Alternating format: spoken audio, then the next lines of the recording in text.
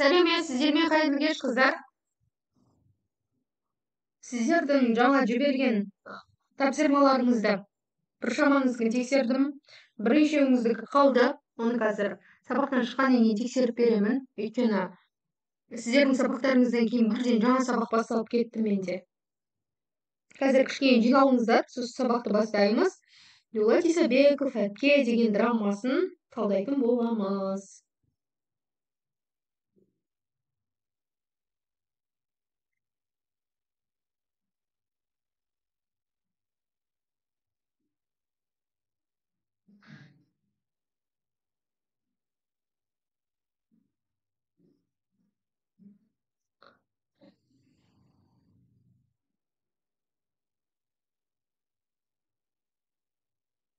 Қайырлы кеш, Жанерке. Дауысы қалай естіліп тұр, соны айтып жіберсеңіздер, сосын сабақты бастайық. Дулат Исабеков кім, қандай пікір қалды бұл кісі туралы, әпке драмасын не білуіміз керек ол драмаға байланысты? Соған тоқталайық.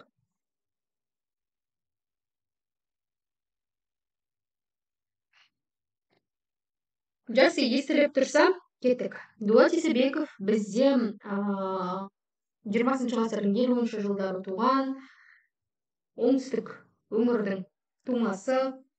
Негізінен бұл кісінің жалпы мына әдебиетте айтқан кезде біз кез келген кісінің несіне тоқталамыз ғой, әдебиеттегі жалпылама өмір баянына, әдебиетке қалай келді, я болмаса бала шағы қалай өтті деген секілді. Дулат Исабековтың балалық шағы негізі тікелей Ұлы Отан соғысымен байланысты болған. Бұл кісі өмірге келген кезде Екінші дүниежүзілік соғыс, біздің қазақ елі үшін Ұлы Отан соғысы болған, Ұлы Отан соғысы болып жатқан.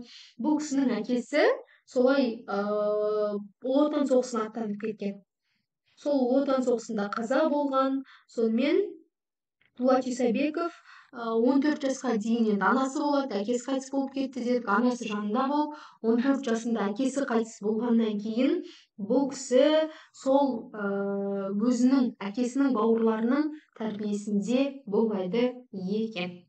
Жалпылама 2 жыл ауыл мектебінде жұмыс істейді. Кейіннен біздің Қазақ ұлттық университеті деп айтатын Казгу-дің филология факультетін оқыған. Филология факультетінде арнайы білім алады. Жалпылама бұл кісіге байланысты ең бірінші дерек Замандастар деген үлкен жинаққа Жолда деген тұңғыш әңгімесі жарық көреді. Міндетті түрде жақсылап естеріңізде сақтап алыңыздар. Тұңғыш әңгімесі Замандастар жинағына жарық көреді. Ал газет бетінде, кәдімгі газет бетінде Лениншіл жас деген газетте Шойынқұлақ деген әңгімесі жарыққа шыққан екен. Одан кейін ең алғашқы жинағы Бекет деп аталады. Алғашқы жинағы Бекет. Одан бөлек бұл кісіде жақсы білесіздер Қарғын деген роман. Қарғын десе бірден Дулат Исабеков десе бірден Қарғын. Я болмаса Гауһартас жақсы білесіздер, қыздар қауымына оқуға бір ұсынылатын шығармалардың бірі осы Гауһартас. Одан кейін Дермене деген шығармасы бар. Дерменеден бөлек Бекет деген туындысын оқыған боларсыздар. Одан кейін бұл кісінің есімін танытқан бірден бір шығармасы десек болады. Бірден бір шығармасы ол жаңағы біз соғысты көрген жоқпыз деген повестік екен. Енді Қарғын бұл кісінің ең бір керемет қалам тербеп жазған романы болады. Гауһартас пен Дермене осы шығармалар, сосын Тауқыметі бар, соларға арнап фильм түсірілген, яғни теледидардан фильм ретінде көрсетілген шығармалары осы екен. Одан бөлек Кемпірлер, Қара шаңырақ деген 2 шығармасы бар. Бұл жерде мына Кемпірлер деген шығармада мынау біз білетін әжелер бар ғой, сол әжелердің, соның ішінде ауылдағы әжелердің бір бейнесін жасап шығарады.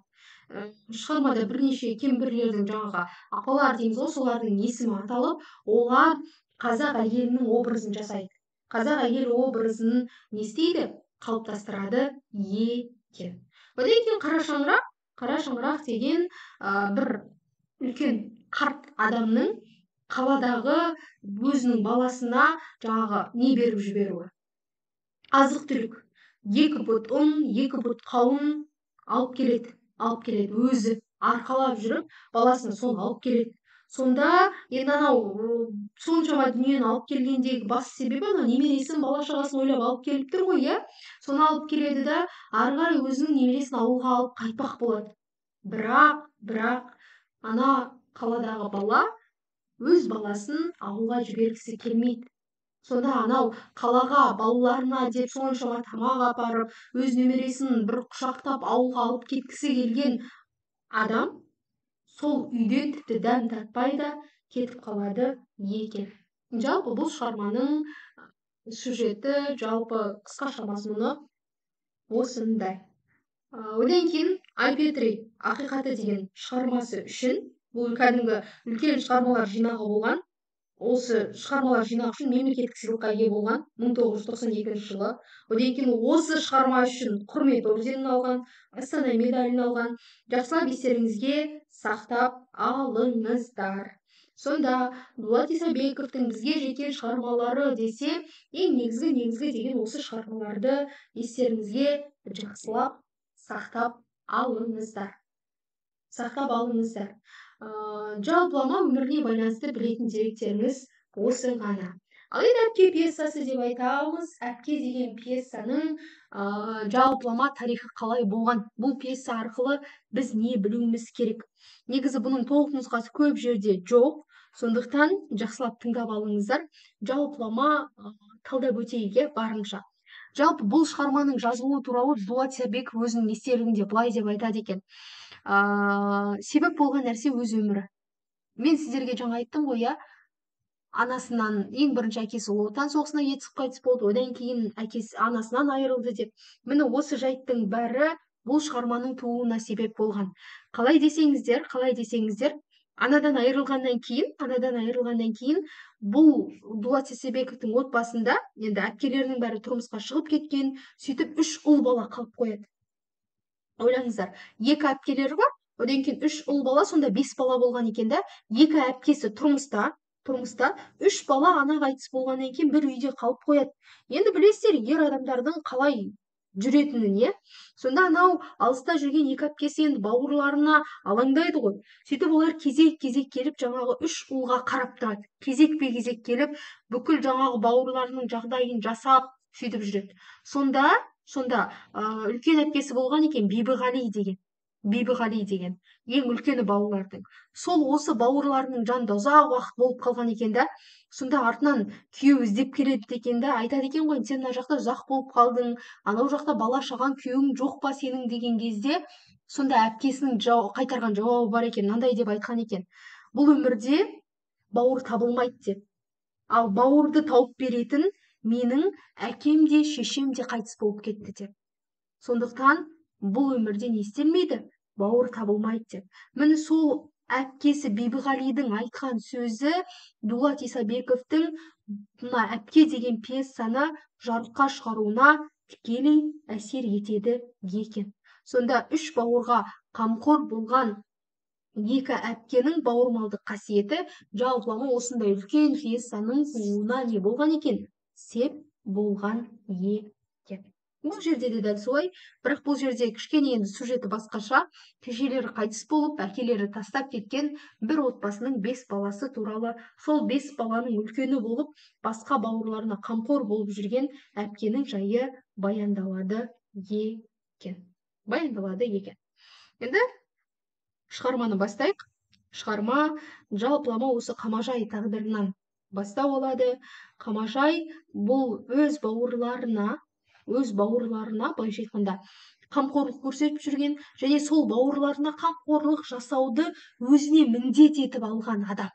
Яғни мен ана бауырыма былай көмектеспесем, мен ана бауырыма былай жасамасам өстіп қалады, анауыма осылай қарамасам өйтіп қалады деп, былайша айтқанда барлық бауырларының басындағы жауапкершіліктің бәрін өзіне алып алған адам.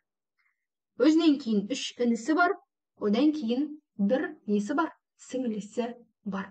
Тура жаңағы Дулат Исабековтың 2 әпкесі, 3 інісі секілді, жаңағы 3 ер бала секілді жалпылама шығарма осылай өрбіп отырады екен. Ал енді Ары қарай шығарманы толыққанды баяндауға кірісейік. Жалпы шығарма осы адамдар төңірегінде өтеді, бес бауырдың төңірегінде өтеді. Енді бұл жерде қосымша кейіпкер кездеспейді немесе мүлдем жоқ деген нәрсені айтып жатқан жоқпын сіздерге. Бұл жерде не істейді? Бұл жерде кейіпкерлер қосымша болады, бірақ ең маңызды деген нәрсе осы кейіпкерлердің арасында жүзеге асады екен. Тағы бір нәрсе сұрасам, дауысым естіліп тұр ма? Жақсы. Баяндай берейін бе?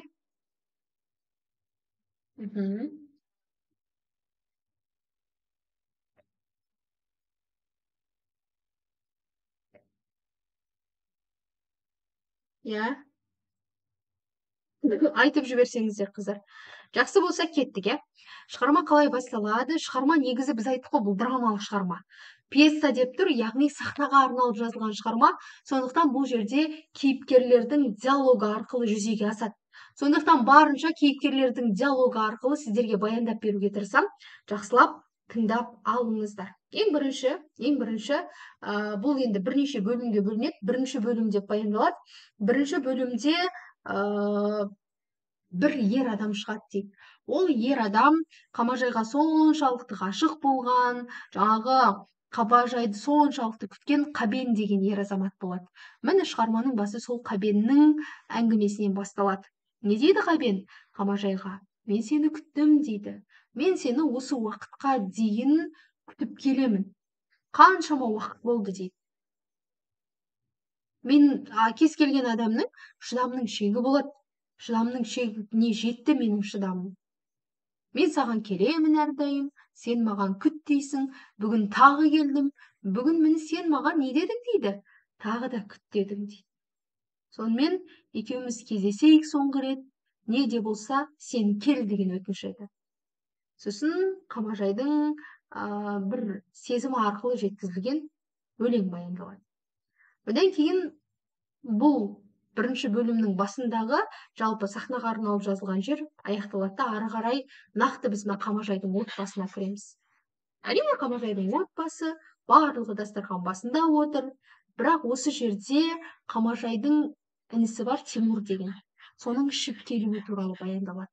Кәдімгідей барлығы бір дастарханның басында Тимур сырттан ішіп келеді. Ішіп келеді де, сол жерде бәрін айғайлайды, сендер мына жерден кетіңдер, маған ешкім қажет емес, өйткені мен де ешкімге қажет емеспін. Егер менің қазір анам болса, сендер маған мұндай өмір көрсетпейтін едіңдер деген сияқты сөздерді айтады. Бұнда мына Тимурдың тілі ащы қарындасы бар, Нәзила деген. Бұл шығармадағы ең тілі ащы адамдардың бірі осы Нәзила. Сол Нәзила тесет. Бүгін біздің Тимур азамат болды. Азамат болуының себебі ол алғаш рет не істеді? Ол алғаш рет ішіп келді. Азамат болғаның құтты болсын деп ағасын кекетіп мұқатады. Екеуінің арасында айғай болып қалады. Оған сөйлеме дейді. Анау одан сайын жаңағы Нәзила Тимурдың шамына тиіп сөйлей береді. Сосын Тимур, үйге келсем ешқайсың жоқсыңдар. Мен жұмыстан шаршап келген кезде мен біреуіңді таппай қалдым деп ренішін білдіреді.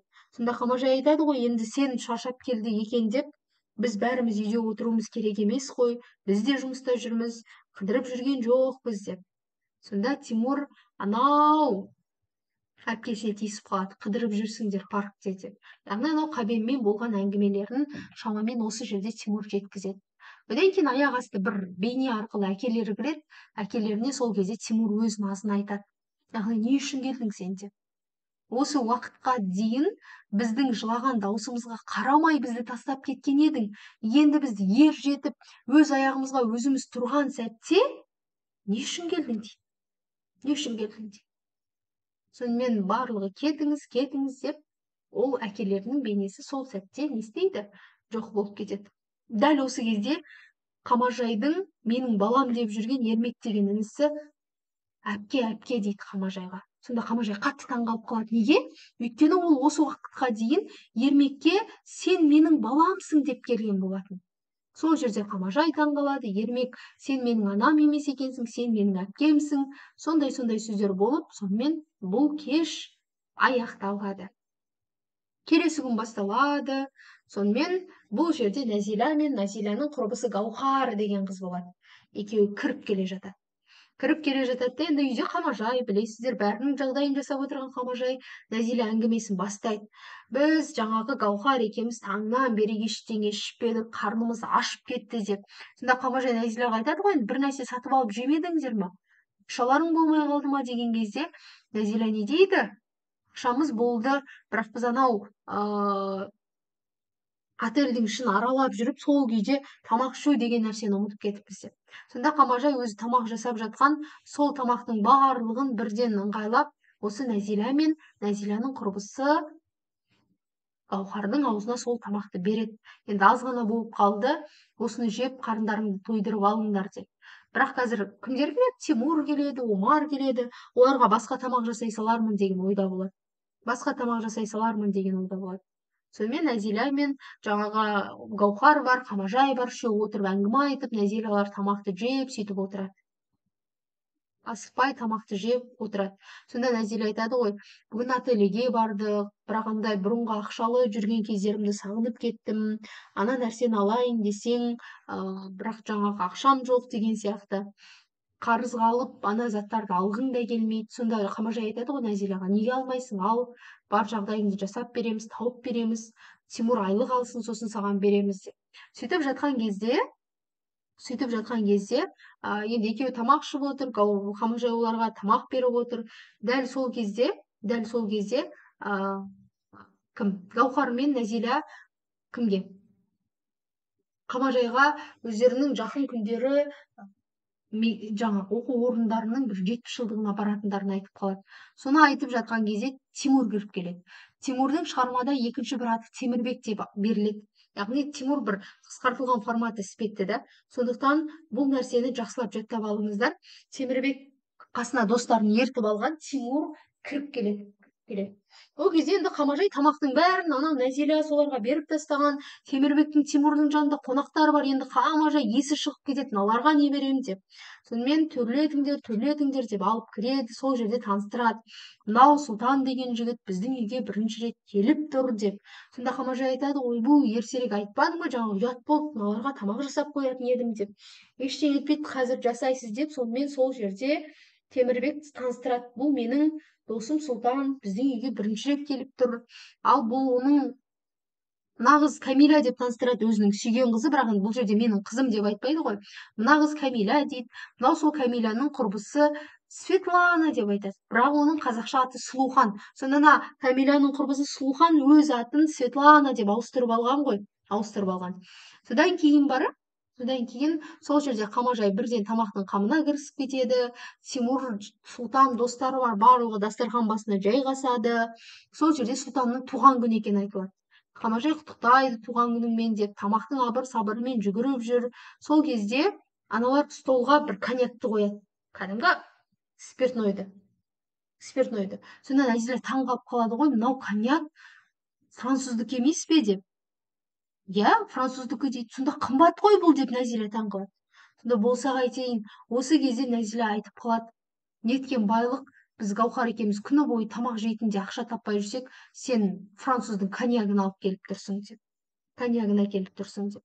Сонымен екеуінің ортасында осы жерде ырда-дор әңгіме басталады. Яғни тіліңді кесіп алам, қуырылған тіл жасаймын деп сондай әңгіме айтады. Сонымен екеуі біраз ұрысып тұрып, ақыр соңында кімге, Сұлтандарға сендер ұялмай қойыңдар, емін-еркін отыра беріңдер деп. Сол жерден Светлана Сұлухан деген айтады, бізді жақтырмай қалған секілді деп. Тілінің уы бар қыз екен деп айтады Нәзила туралы. Осыны ұмытпаңыздар, ұбт-да келеді, тілінің уы бар қыз екен деп кімге қатысты айтты, немесе кім айтты? Светлана айтады Нәзилаға қатысты. Сөйтіп жатқан кезде енді Камиля да айтады, қазіргі заманда жұрттың бәріне ұнауға міндетті емессің, сені жаңағы адамның барлығы жақтыруға міндетті емес, әркімнің субъективті пікірі бар, әркім өз пікірімен жүреді, ешкімнің пікірін тыңдауға да міндетті емес деген сияқты сөздерін айтады. Сол кезде Сұлтан қызық әңгіме бастайды. Яғни әр адамның сөз бостандығы бар дейсің бе деп, екеуінің ортасында солай әңгіме басталып кетеді да. Ақыр соңында кім? Сұлтан Гаухарға тиіседі. 21 ғасырда бір ортамызда сондай жойқын бір адам жүр екен ғой деп Гаухарға айтады. сіз қалай ойлайсыз деп. Сонда Гаухар айтады ғой, мен ешкіммен сөйлеспеймін деп, мен ешкіммен сөйлеспеймін. Сонымен Сұлтан оған қарайды, мына қызың өзінше жаңалық екен деп. Сонымен олар сөз таластыруын бастайды. Әркім айтады, әркімнің өз ойы бар, әркімнің сөз бостандығы бар, әркім өз несімен жүру керек, ойымен жүру керек деген секілді. Одан кейін Сұлтан қайтадан әңгіме бастайды. Бақыт деген не деген.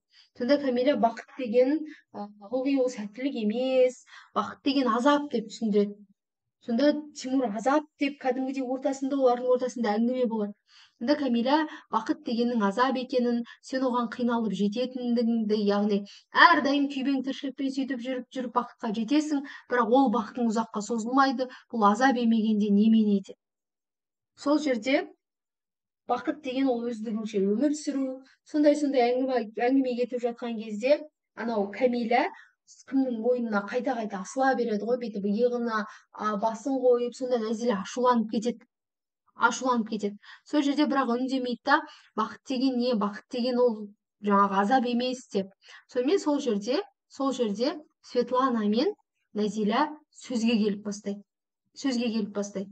Өйткені олар кішкене жаңағы француздың коньягын ішіп бастаған болатын. Француз коньягі кетті деген сөз, ол кішкене болсын адамның есінде, ішінде градус бар деген сөз ғой. Сол градусты ішіп бастағаннан кейін енді бұлардың арасында мүлдем басқа әңгіме бастала бастайды. Қамажайға іш деп қоймай, сол француздың коньягынан ішкізеді, қоймай. Одан кейін Камила ана француздың коньягын ішкеннен кейін Темірбекке одан сайын жабыса бастайды. Одан кейін Нәзила сол жерде оған тиісіп қояды. Яғни, не болды сонша деп, ана әпкемнің алдында іші бауырына кіріп бара жатырсың ғой, ұялсаңдаршы деп.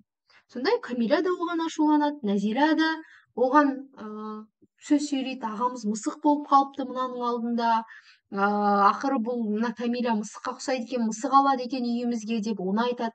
Камила одан сайын жаңағы ашулана түседі. Сосын Нәзира әпкесіне айтады, мыналар неге сені сыйламайды, неге олар сенің көзіңше жаңағы жабысып отырады деп. Сонымен сондай әңгіме болғаннан кейін Светлана бізді ешкім жақтырмай отыр екен, сенің үйіңе қонаққа келіп отырмыз, негізі қонақты бұдан да жақсы күту керек сияқты еді, сен қонақжай болмағаның ба деп одан Нәзилаға тиіседі.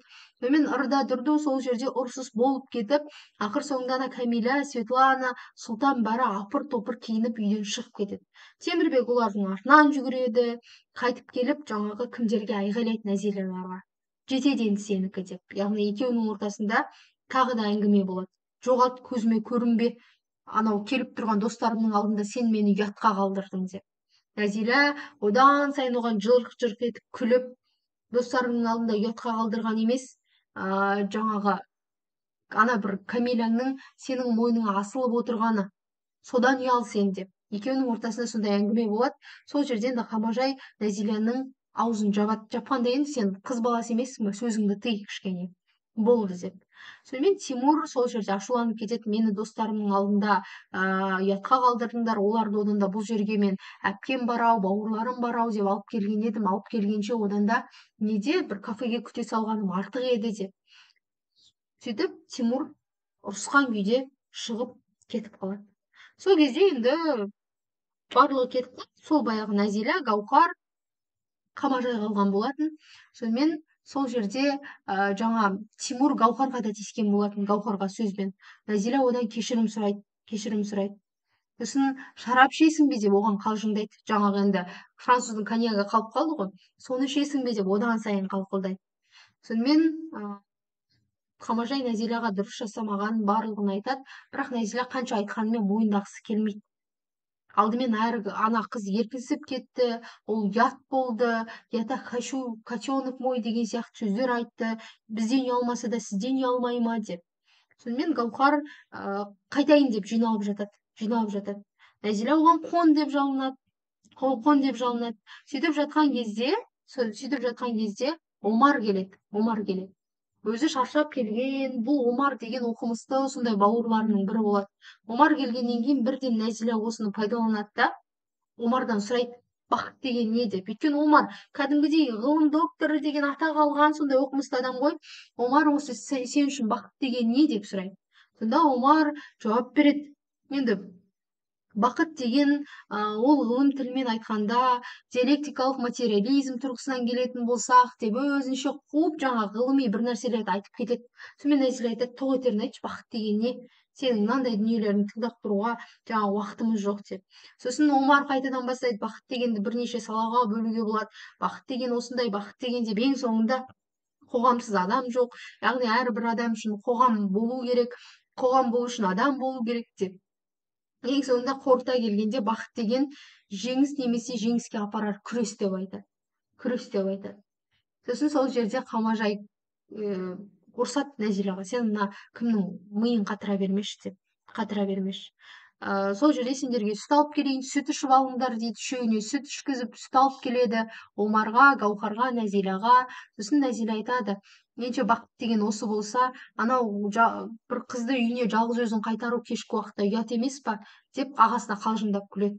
Сол кезде енді Омар жалғыз қайт деп айта алмайды ғой, сонымен Гаухарды неге дейін шығарып салады. Остановкаға дейін шығарып салуға кетеді. Дәл осы кезде Қамажайға телефон соғылады. Телефон соғып тұрған кім? Телефон соғып тұрған досы болады. Яғни құрбысы.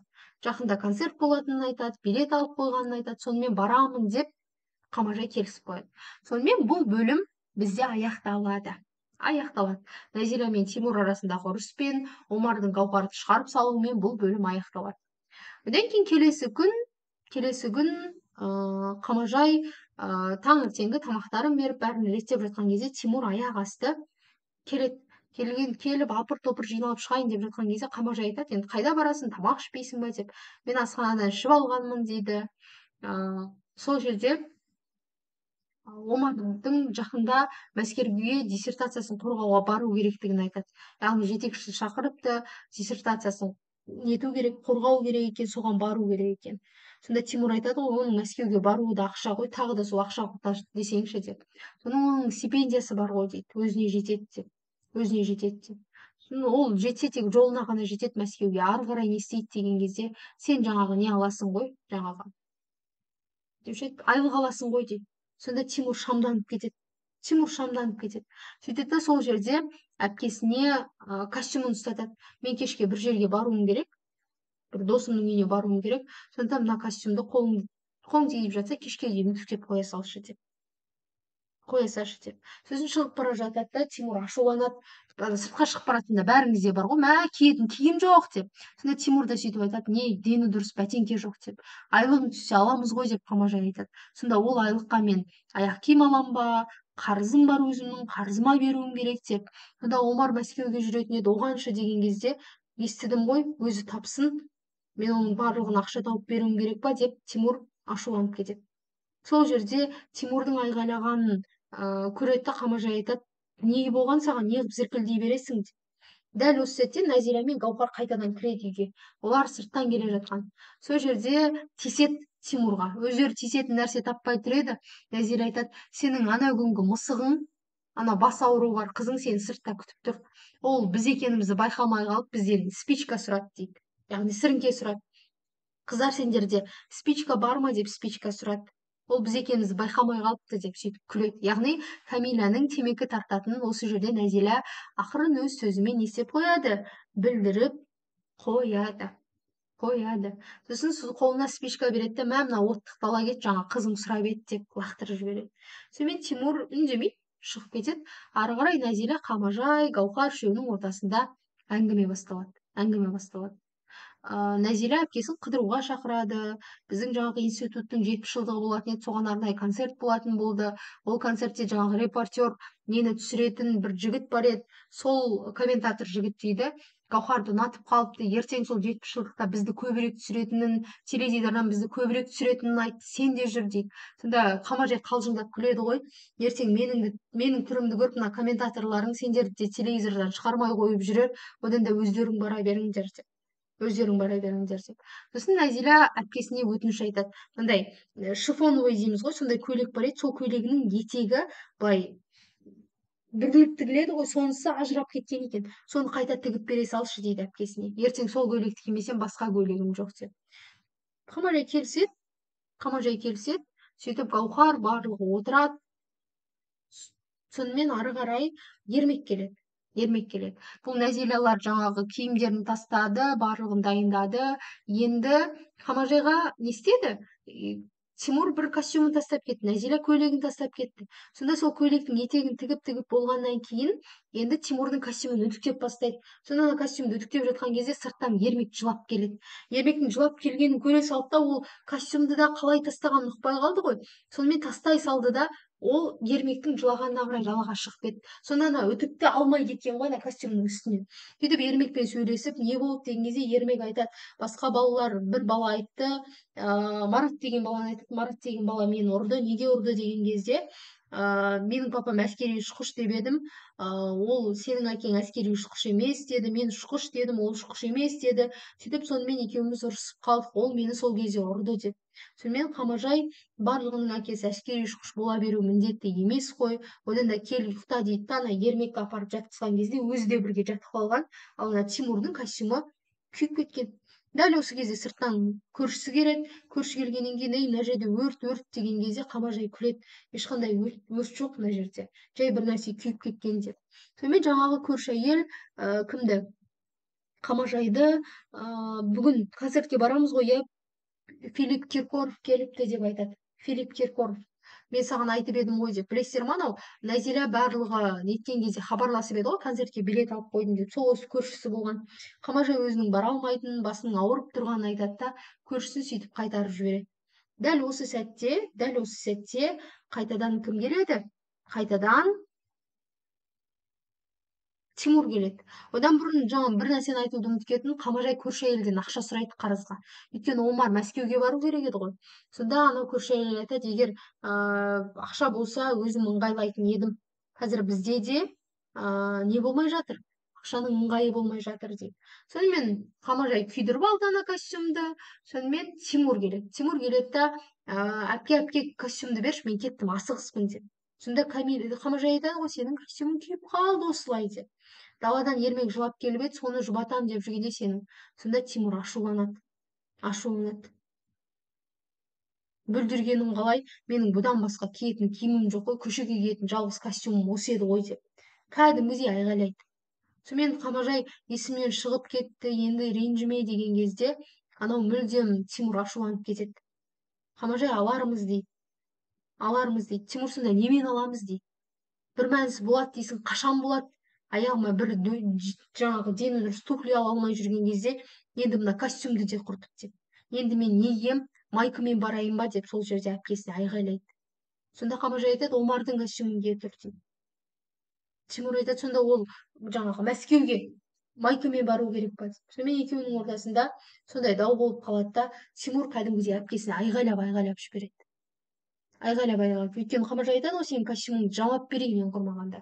Солай ки деген кезде, жамаған несі деп одан сайын айғайлай түседі. Сонымен сол жерде Қамажай Тимурға айғайлайды. Аузыңа не келсе соны айта салатын болыпсың деп. Жамбасанда костюмың құрып кетсін. Мен сендердің бар жағдайларын жасап жүрмін. Сендердің ашуланған кездеріңде де маған келесіңдер, қиналған кездеріңде де маған келесіңдер. Бар жағдайларыңды былайша айтқанда мен жасап жүрмін дейді әпкесі. Қиналсаңдар да келесіңдер, қуаныш болса да маған айтасыңдар. Қашан мен өзімнің басымдағы қиындықты сендерге айтам, мен кімге еркелеймін деп әпкесі айғайлап жылайды. Сонда Тимур көз жасың дайын тұрады екен дейді. Дәл осы кезде Камила звондап қалады, қазір келе жатырмын дейді. Сонымен ол кетіп бара жатып, мүмкін келмейтін де шығармын, мені күтпей ақ қойыңдар деп кетіп қалады.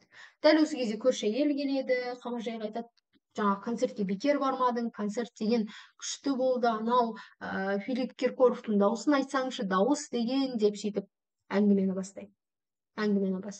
Сөйтіп сол жерде көрші әйел біраз әңгіме айтып тұрып кетіп қалады. Дәл осы жайттан кейін Қамажайға Қабен звондайды. Қабен деген ол Қамажайды жақсы көретін адам. Яғни ауырып жүрген жоқсың ба, бәрі жақсы ма деп бүкіл жағдайын біледі де айтады, Сен келемін деп едің ғой деп. Анау шығарманың бас жағында естеріңізде болса екеуінің кездесетіні туралы, Қабеннің оны кездесуге шақыратыны туралы айтып едік. Сонда сол мен сені 2 сағат күттім ғой, сен неге келмедің? Неге алдадың мені дейді. Мен сені алдаған жоқпын дейді. Мен келгенмін, мен келгенде сен кетіп қалыпсың дейді. Жоқ, кеткен жоқ, мен сол жерде болдым. Сонымен екеуі тағы кездесетін болып келіседі да, бірақ нақты уақытын айтпайды. Қашан кездесеміз дегенде ертең дейді. Енді нақты қаншада деген кезде кешкі 7 мен таңғы 4-тің арасы дейді. Ойлаңыздар. 19:00 мен 4:00-дің арасы. 19:00-ден 24:00-ге дейін 5 сағат, 24:00-ден кейін 4:00-ге дейін 4 сағат, 9 сағат. Яғни осы 9 сағаттың аралығында. Нақты айтсайшы дейді. Яғни 9 сағат бойы сені бір орында тұрып күтемін бе деген кезде, егер күткің келмесе кете бер дейді Қамажан. Жоқ, жоқ, күтем, таңға шейін күтем деп солай келіседі. Солай келіседі. Ертесі күні үйде Омар, Нәзила, жаңағы Гаухар барлығы отырады үшеу. Бұлардың отыру себебі не үшін кетеді? Қамажай кіреді. Қамажай кіргеннен кейін, ал жолдастар, біз жеке мәселені қарауды бастайық дейді. Бұл ұбт-да ең көп сұрақ болып келетін бөлімі осы. Ал енді біздің қарастыратын мәселе деп жаңа Гаухар, Омар, үшеу, Нәзила үшеу жиналыс ашады. Енді біздің бүгінгі қарайтын мәселеміз қандай деген кезде, әпкеміздің бізге айтпай жұмысқа тұрып алуы. Біз соны бүгінгі жиналыста не істеуіміз керек? Қарастыруымыз керек дейді. Жолдас Оспанова деп айтады. Яғни фамилиялары Оспанов, Оспановалар екен. Енді Қамажай таң қалып қалады, мыналарың не болып қалды, қандай жиналыс ашып жатырсыңдар деген кезде, сіз бізге айтпай жұмысқа тұрып алыпсыз, бірінші жұмыс күніңіз өтіпті, құттықтаймын, бірақ бізге айтпағаныңыз үшін өкпеліміз дейді. Сонда бұлардың ең басты қарастырған мәселелері сол әпкелерінің айтпай жұмысқа кіріп алуы болады. Сонда енді Нәзила ғой негізгі жиналыста ашып тұрған. Гаухар, сіз қалай ойлайсыз? Омар, сіз не ойлайсыз деген кезде енді әркім өз ойын айтады. Омар баяғы ғылымға негіздегендіктен, былай болғандықтан деген сияқты. Сонымен Гаухар, сіздің жұмысқа кіргеніңіз дұрыс әрине, бірақ бізге айтпағаныңыз үшін өкпеліміз деген сияқты сөздерін айтады. Дәл осы жайттан кейін бұлар сол мәселені шеше алмай жатқан кезде сырттан Сұлтан, жаңағы кім екеуі кіріп келеді? Тимур екеуі кіріп келеді. Кіріп келгеннен кейін сол жерде ең басты жаңалықты айтады. Келгеннен кейін Қамажай одан кешірім сұрайды. Енді алдында аяқ асты сондай бір қиын жағдайда, дұрыс емес жағдайда оларды шығарып салған үшін кешірім сұрайды. Міне осы жайттан кейін әңгімені бастайды. Әңгіме не туралы десеңіздер, әңгіме Тимурдың үйленуі туралы. Одан бұрын кім Нәзиралар Қамажайдың жұмысқа тұрғанын айтады. Қандай жұмыс деген кезде автобустың кондуктор. Бұрын білесіздер ғой, автобустарда кондуктор болушы еді ғой. Сосын Тимур таң қалады. Жұмысқа тұрғаныңыз рас па деп. Біз ше деп сұрайды. Ойлаңыздаршы, біз ше. Яғни сіз жұмысқа тұрып кетсеңіз, біз не істейміз деп сұрайды. Сонда біз не болушы едіңдер? Ер жетіп бой жеттіңдер ғой дейді. Сол жерде Тимур ақырын тұрады да, мен үйленем дейді. Қамажай таң қалады. Сонымен Сұлтан сол жерде Тимурдың үйленейін деп жатқанын, Нәзира одан сайын жынына тиеді. Котенок мой хороший, котенок мой курящий деп, яғни темекі шегетінін айтып. Сонымен не де болса Тимур айтады, қазір қалжыңдайтын кезең емес, мен үйленуім керек дейді.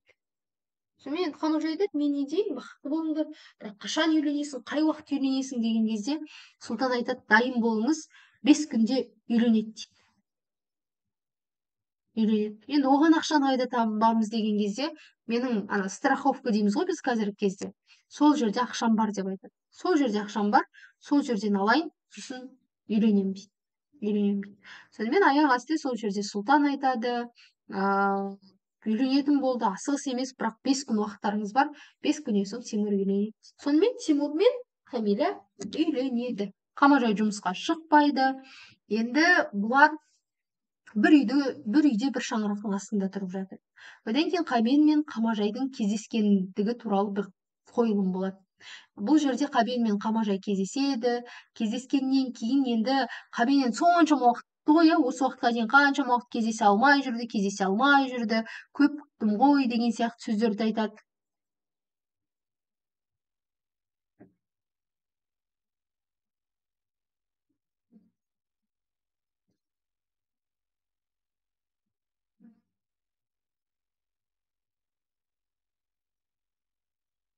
Қатып тұрма қыздар, айтып жіберсеңіздер.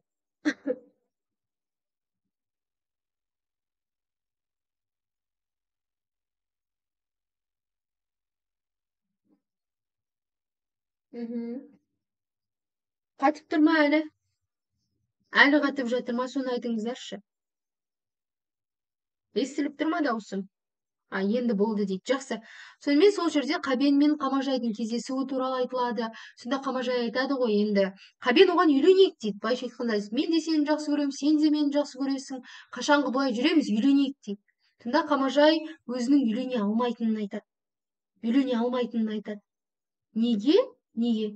Өйткені менің мына 5 бауырым бар дейді. Мен кетсем 5 бауырыма кім қарайды деп. Сонда кім Қабен айтады ғой, 5 бауырымды өзімізбен бірге алайық деп. Қамажай 5 бауырда, ол Қабен негізі ермекті өзі қолымызға алайық дейді. Сонда қалғандары ше деп таңғалады ғой Қамажай. Тимур, Омар, Назила не болады деген кезде, олар кәдімгі бой жеткен, ер жеткен азаматшалар мен азаматтар ғой дейді. Азаматтар ғой дейді. Сонымен сол жерде Қамажай айтады, сен үшін мүмкін олар ер жетіп, бой жеткен адамдар болса да, мен үшін бала дейді. Мен бұларды тастап кете алмаймын дейді. Мен бұларды тастап кете алмаймын дейді. Қабен айтады, енді сенің жасың келді ғой деп. Қашанғы бұл бауырларыңа қарап жүресің? Осы уақытқа дейін бұларды жеткіздің ғой деп. Сол жерде Қамажай соңғы сөзін айтады. Яғни, мен үшін бұлар әлі бала. Мен осы бауырларыма қарауым керек. Менің өмірдегі басты міндетім сол. Тұрмысқа шығамын деп қазір айта алмаймын. Былайша айтқанда, сен мені бұдан былай күтпей ақ қой, одан да не істе, одан да үмітіңді үзе бер дейді. Мен саған ойланып келіп тұрғаным осы дейді. Сонымен Қамажай мен Қабеннің арасындағы әңгіме аяқталып, енді Камила мен Тимур үйленді, үйленгеннен кейін бір шаңырақ астында тұрып жатыр, сол баяндалады. Сол баяндалады. Не болады? Үйде кәдімгідей анау жаңа Светлана бар, Сұлухан деген, Камиля бар, өздері музыканы қосып алып, кәдімгі жын ойнақ жасап жатады. Сонда Назила келіп қалады да, ұрсады ғой, мынау не жын ойнақ? Мынау не жын ойнақ? Не болып жатыр мұнда деп. Сосын қайдағы жын ойнақ бұл деген көңіл күйді көтеру деп Камила күледі. Назила ашуланып кетеді. Билеңіздер, билеңіздер, бірақ бұл үй барлығымыз тұратын үй дейді. Барлығымыз тұратын үй. Сондықтан басқалардың да жағдайына қарау керек деп. Басқалардың да жағдайына қарау керек деп. Өйткені мына үйді төңкеріп жатырсыздар, біз тұрамыз бұл үйде, бізбен неге санаспайсыздар? Сол кезде Тимур айтады, мынау қызға қой деп айтшы деп Қамажайға айтады. Қамажайға. Әйтпесе мен мынаны терезеден лақтырып жіберемін деп. Бұлар кәдімгі анау біз айтамыз ғой, этаж үй дейміз ғой, сондай үйде тұрады. Этаж үйде тұрады. Сонымен Назила сол жерде айтады, лақтыр, ал мен лақтыр, ана терезеден лақтырып көрсін. Лақтырып көр деп. Сонда Камила айтады, біз мына өз үйімізде қонақ күтуге мүмкіндігіміз жоқ па деп. Өз үйімізде өзіміз қонақ күте алмаймыз ба деп. Назила одан сайын айғайлайды, егер көңілдеріңді көтергілерің келсе, мына өзге үйдегілермен санасыңдар. Қатты көңіл көтергілерің келіп басса, тастаққа кетіңдер, тауға өрмелеңдер, айдалаға барып билеңдер, не көп, жер көп дейді. Жер көп деп. Сонымен сол жерде Светлана мен Назила қайтадан сөзге келеді. Сол жерде Светлана, мына қыз бізді тағы да қуып шықты деп, барлығын жинайды да кетіп қалады. Кетіп қалады.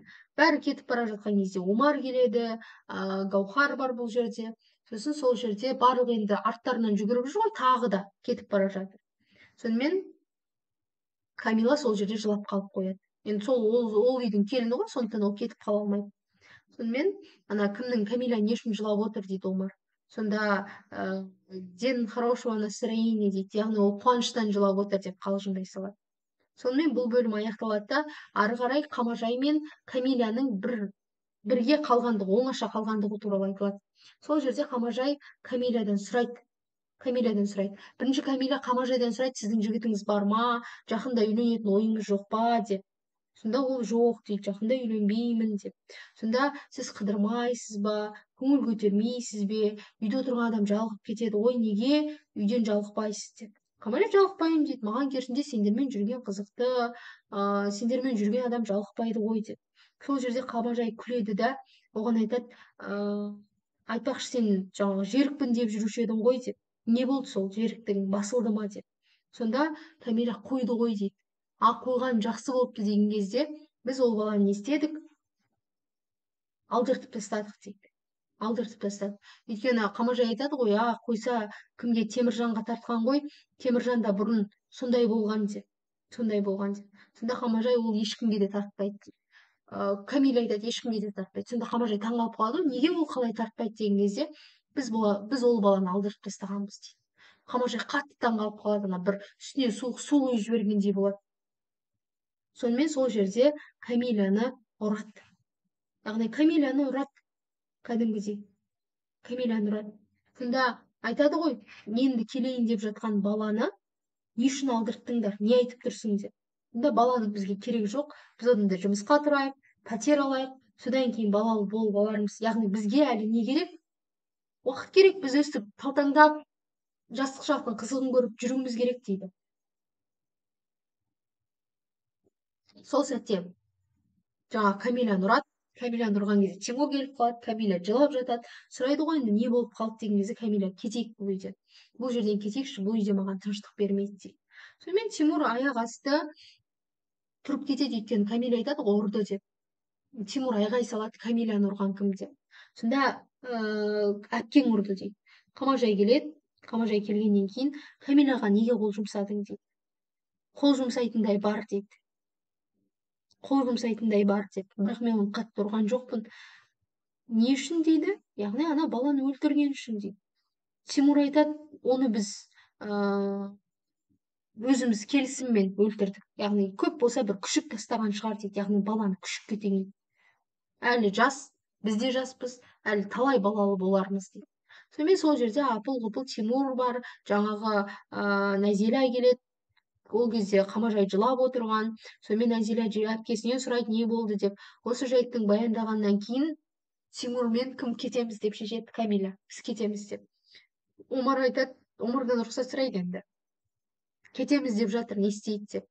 Осылай болар білгенмін, әйтеуір өздері білсін дейді. Омар андай нейтральный дейміз ғой, сондай көзқараста болады. Мен ештеңе демеймін, кеткісі келсе өздері білсін деп. Өздері білсін деп. Сонымен Тимур, Теміржан дейді, асығыс апыл-ғұпыл киінген күйде сол күйде кетіп қалады. Енді Қамажай алғашқы кезде қиналады, не істедім мен, бауырларымның арасына түстім, олардың ортасын бөлдім деген ойға келеді. Сонымен бұл бөлім аяқталады да, ары қарай Нәзила мен Гаухардың сабақ оқып отырғандығы туралы айтылады. Сонымен осы жерде анау комментатор жігіт бар еді ғой алғашында, ненің 70 жылдығында, оқу орындарының 70 жылдығында бұларды көрсетемін деген. Соларды сұрайды, не болды ол жігіт деп. Жоқ, ол жігітте ештеңе болмады, арамызда ештеңе шықпады деп. Гаухар оны жақсы көрмейтінін айтады. Сонымен өзінің бір Гаухар сұлу еркектерді, әдемі еркектерді жек көретінін айтады. Сонда Нәзила айтады ғой, әдемі еркектің несі жаман? Сұлу болса, түрі келбетті болса, оны не үшін жек көресің деп. Сонда маған сұлу еркектен ұнамайтыны жоқ, яғни ең жек көретінім бұл өмірде сол сұлу еркек деп айтады. Сұлу еркек деп. Сонда саған қандай адам ұнайды деген кезде, әйел жақсы көретін, былайша айтқанда әйел адамның жаны жұмбақ қой дейді. Сол жұмбақты шеше алатын, бір өмірге деген құштар, өмірін бір алтын сияқты бағалайтын, сондай адам қажет дейді. Сонда Нәзила, сондай адам таптың ба дейді Гаухарға. Сонда таптым дейді ғой. Сонда кім деген кезде, сен маған ренжімейсің бе дейді. Ренжімейсің бе? Сонда тарих пәнінен мұғалім сабақ беретін мұғалім ба? Нәзила шыдамсыз ғой, анау ма, мынау ма деп сұрайды. Сонда Гаухар айтады, ренжімейсің бе? Жоқ дейді Нәзила. Сонда ол кім деген кезде, ол сенің ағаң Омар деп айтады. Нәзила қатты таңғалып қалады. Омарды сен қалай жақсы көресің деп. Қаншама жігіт бола тұра, Омарды сен қалай жақсы көресің? Омармен тіпті сөйлесіп те көрген жоқсың ғой сен деп. Сонымен Нәзила енді ренжімейтінін айтады. Мен қайта қуанамын екеуің қосылсаңдар деп, сондай несін білдіреді. Өз көңілін білдіреді, яғни еш нәрсеге қарсы емес екенін, барлығын солай айтады. Сонымен ары қарай Қамажай Тимурға тамақ пісіріп апарып тұрады арасында. Сонда Нәзила күледі ғой, кішкентай балам еді, жас балам еді, ауырып жатыр ма еді, оған не үшін тамақ апардың деп. Сөйтіп жүрген кезде сырттан Омар келеді. Омардың қолында телеграмма, хат. Бұл хатта не жазылған десеңіздер, бұл хатта арнайы қымбатты Омар Искакович дейді деп Назиля қатты таңғалады ғой. Сізді жаңағы ғылыми диссертацияңызбен танысып, оны жақсы деп бағалағандықтан философия ғылымының кандидаты деген атақты беруге, диссертацияны қорғауға шақырғалы отырмыз. Мәскеу қаласында 16 маусымда күтеміз деген хат келеді. Сонымен ана жерде Қамажай қуаныштан жылайды. Омар айтады ғой, жылағаныңыз не деген кезде, шүкір осы күнге де жеттік ау деп, ары қарай риза болады. Сол кезде жанында Гаухар болады. Гаухар, сен неге қуанбайсың деп Назиля Гаухарға тиіседі. Гаухар оған қуанатынын айтады. Сонымен бұл шығарманың бізде осы бөлімі аяқталады. Кешірім сұраймын қыздар, мына жақта дауыс мектепте музыка қосып жіберді да. Сонымен сөйтіп жаңағы Мәскеуге аттану туралы шешім қабылданады. Қашан кетесің деген кезде, енді 16 маусымға шақырды ғой, бүгін қаншасы дегенде, бүгін 10 маусым. Ойбай, 6 күн қалыпты ғой деп, сонымен жолға дайындал деп, аяқ асты бір шешімге келеді. Дәл осы кезде Тимур кіріп келеді. Тимур келіп айтады, өздерінің достарымен бірге кеткелі жатқандығын, біраз уақытқа сол жаққа кетейін деп жатырмын деген кезде, Қамажай айтады, біріншіден ағаңнан рұқсат сұра Омардан. Егер Омар рұқсатын берсе, жолың болсын деп. Бұлар солай Ақтауға қарай жолға шығып кетеді. Ақтауға барады, Тимур алғашында Қамажай қимайды енді олардың баруын. Келісім де бермейді, бірақ сонда да Тимур солай шешім қабылдап қойғаннан, достарымен баратын болғаннан кейін келіседі. Сөйтіп, Тимур солай қарай жолға шығады. Омар Мәскеуге барып диссертациясын қорғап келеді. Қорғап келгеннен кейін Омарды неге шақырады? Астанаға бір факультетті басқаруға декан ретінде жұмысқа шақырады. Сонда ол жалғыз кетеді, қалай жалғыз кетеді, жалғыз ер азаматқа қиын ғой деп Қамажай сондай ойда болады да.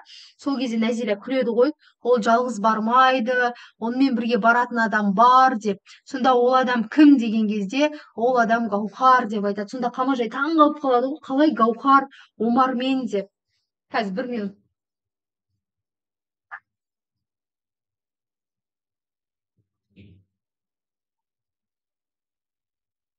Сонымен сол жерде жаңағы Омардың жалғыз кетпейтіндігін, ол диссертациясын қорғап келгеннен кейін жаңағы Астанаға шақырады да. Астанаға шақырар кезде, кетейін деп жатқан кезде Қамажай айтады ғой, жалғыз өзі қалай барады, жалғыз ер азаматқа қиын ғой деген кезде, Назиля айтады ғой, қиын емес ешқандай, ол жалғыз өзі кетпейді, ол жалғыз емес деп. Сонда ол қалай жалғыз емес деген кезде, жанында Гаухар бар ғой дейді. Сонымен ары қарай Омар мен Назиляның арасында әңгіме болады. Омардың Гаухарды ұнататыны жарыққа шығады, былайша айтқанда айтылады. Сонымен Омар мен Гаухар бірге Астанаға кетеді, Тимур мен Камиля Ақтауға кетеді. Ал бұл Назиля, Қамажай, Ермек үшеуі осы елде болғанда, Алматыда, қалада қалып қояды. Дәл осы жайттан кейін шығарма осы жермен тоқтайды да, ары қарай бұлардың аналарының мерейтойын жасаған жақта. Енді қайтыс болып кетсе де өз араларында атап өтіп, бауырлары жиналатын, аналарының туған күнін атап өту мақсатында жиналатын күндерін айтады. Дәл осы кезде Қамажай отырады, Ермек отырады, ал Назиля, Омар, Тимур үшеуі жоқ дейді. Үшеуі жоқ деп баяндалады. Үшеуін күтіп отыр, әні келеді, міне келеді деп. Омар Астанадан келу керек, Тимур Ақтаудан келу керек, Назиля осы қалада мектепке жұмысқа кірген, соны күтіп отырады. Дәл осы кезде көрші әйел келеді, енді қашан бастаймыз бұл мерекені?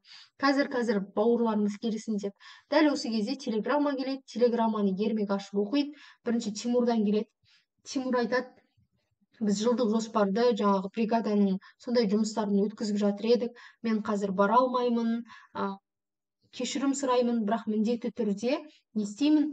Келемін дейді. Дәл осы жайттан кейін Омардан телеграмма келген. Бұл жерде түркі философиясының теориялық мәселелері бойынша бір конференцияға Анкара қаласына жол жүріп бара жатырмын. Осы жолы бара алмасам да, қайтар жолда міндетті түрде келемін деген сөзді айтады. Назиля ол жоқ. Сол жерде Қамажай іштей бір түрлі болып қалады. Яғни сонша бағып қаққан бауырларының осындай сәтте келмей қалғанын айтады да, бұлар келмейтін болды ма дейді. Сонымен ермек айтады олар келмейді ғой деп. Сонымен келмейтін болса, жұмыстан қолдары босамай жатыр екен, кешірім сұрапты, телеграмма беріп жіберіпті, ендеше өзіміз бастайық. Нәзила да қазір келемін деп еді, келмейтін болыпты. Жақсы, өзіміз бастай берейік дейді, өзіміз ақ өткіземіз, олардың қолдары тимейді, біз өзіміз ақ өткіземіз деп.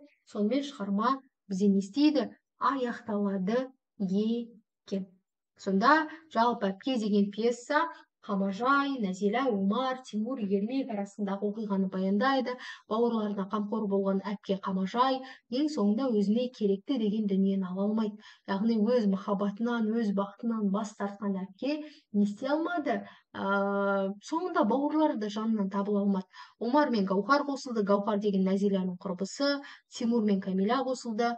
Шығармада Сұлтан мен Сұлухан немесе Светлана деген кейіпкерлер болды. Қабен Қамажайды жақсы көрген жігіт болды. Жалпылама бұл шығарманың қысқаша мазмұны десек, қысқаша мазмұны осындай. Сонда ең бастысы Қамажай кондуктор болып қызметке орналасамын деп ойлады. Соған байланысты бауырлары сол мәселені қарады. Бүкіл бауырларына кешіріммен ғана қарап мейірбан болып жүргенде сол Қамажай. Одан кейін Омар оқымысты, жаңағы диссертациясын қорғауға Мәскеуге баруға дайындалып жүрген, кейіннен Мәскеуге барып қорғап келіп, Нәзиланың құрбысы Гаухармен үйленіп, Астанада бір кафедраны басқарып жүрген адам ретінде баяндалады. Одан кейін Тимур Темірбек андай мінезі сондай тік, Нәзиламен әрдайым ұрсысып қалатын, көбіне ойын сауыққа сондайға жақын адам болады. Сөйтіп Камилямен не істейді? Көңіл қосып өзін Камиляны әйел ретінде алып, кейіннен достарымен бірге Ақтау жаққа не істеген болатын? Көшіп кеткен болады. Одан кейін Нәзила шет тілінің мұғалімі деп айтылады. 4-ші бала осы үйдегі, мұғалімдік қызмет атқарады, мінезі андай ерке болады, ағасына қалай болса солай сөйлейді. Сондай келесі Ермек үйдің кенжесі, бірақ Қамажай оны балам деп осы уақытқа дейін естеп алған, үйретіп алған екен. Қабен Қамажайды жақсы көрген адам. Одан кейін кімді айттық? Омардың үйленген адамы Гаухар, ол Нәзиланың құрбысы болады. Одан кейін Сұлтан Тимурдың досы, ең алғаш Сұлтанның туған күні біздің үйге алғаш рет келіп жатыр деп алып келетін досы осы болады. Одан кейін Сұлухан Светлана, ол Сұлтанның қасындағы Сұлтанның қызы деп баяндасақ болады. Ең соңында енді аналарының бір мерейтойын өз орталарында қарсы алғысы келген Қамажайдың жалғыз басының қалып қоюы. Яғни жалғыз басының қалып қоюы осы шығармада баяндалады екен. Жалпы шығарма осында. Түсінікті болды ма шығарма, қыздар? Түсінікті болды ма? Сұрақтарыңыз бар ма?